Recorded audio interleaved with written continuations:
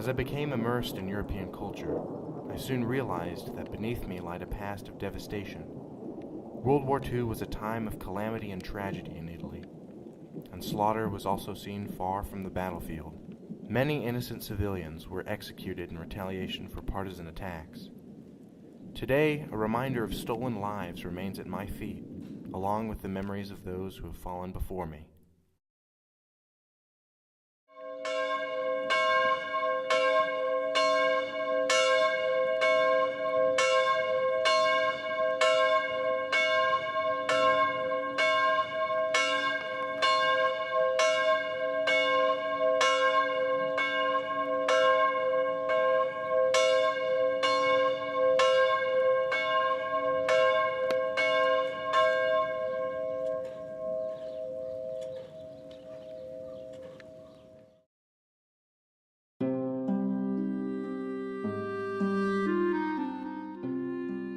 I came to Tuscany as a student who was eager to learn about a way of life different from what I knew, and I was soon submerged into a culture with a history that far surpassed mine.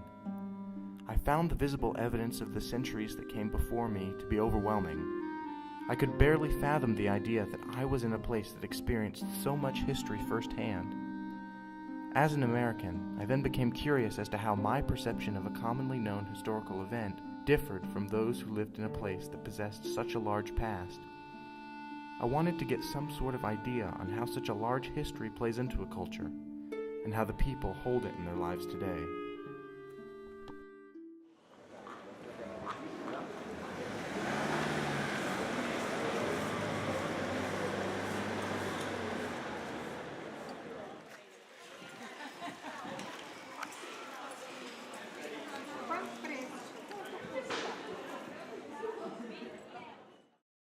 It's not that we don't care about it, but it's not so near to us.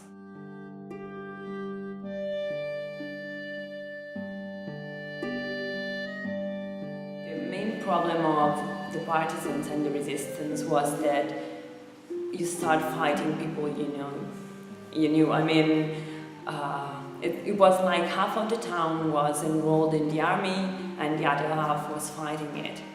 And when you actually did an attack, you had to be really careful not to do it next to your village or the people you cared about and you were trying to save were going to be killed as a retaliation from the German. So still nowadays, some small villages around Massa Carrara, like Sant'Anna di Stazzema, they are still asking for refunds from Germany, and they are not going to have it because of these problems, because the partisan attacked and old villages, women and children were killed just because it was thought that one or two of them were from that village or could know somebody in that village.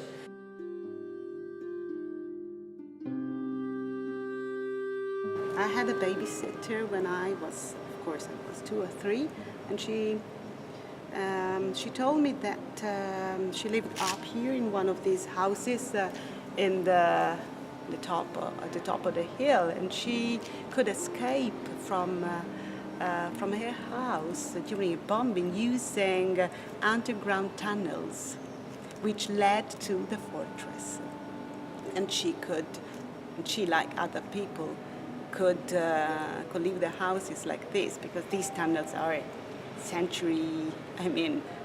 old, and they had been cleaned, they had been used.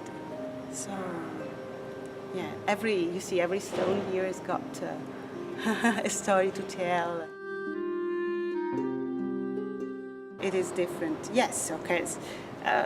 Your story, your history is very short if compared to ours. But then maybe this is what gives you a chance to look forward to the future, while we tend to look back to the past. So it's different.